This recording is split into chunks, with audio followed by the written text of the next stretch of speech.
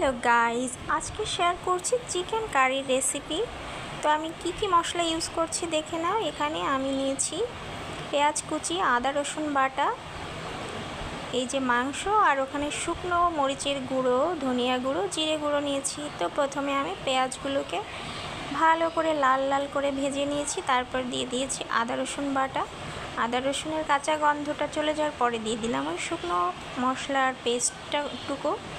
তারপরে দিয়ে দিলাম লবণ, হলুদ, যেমনটা তোমরা দাও আর কি।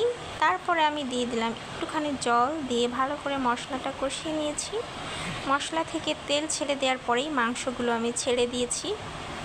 তো এরপর ভালো করে নাড়াচাড়া করব। নাড়াচাড়া করার পরে কিন্তু আমি ঢেকে দিয়েছি, সেটা আমি আর ভিডিও করিনি।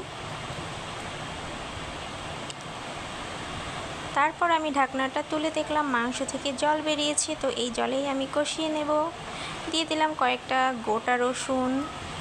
তো দেখো, কষাতে কষাতে কিন্তু মাংসে আমার তেল ছেড়ে দিয়েছে, তার মানে আমার জল দেওয়ার সময় চলে এসেছে। তো তারপরে আমি দিয়ে দেব কড়াই ভর্তি করে জল। এই যে দেখো, দিয়ে দিয়েছি 1 কড়াই পরিমাণ জল, কারণ আমি বেশ অনেকটা মাংস রান্না করছি। তো এই যে আমার রান্না হয়ে গিয়েছে, আমি 2টা গামলায় আলাদা করে নিয়েছি, কারণ আমি কালকেও এই মাংস দিয়ে এই দুপুরটা চালিয়ে নেব। তো ধন্যবাদ।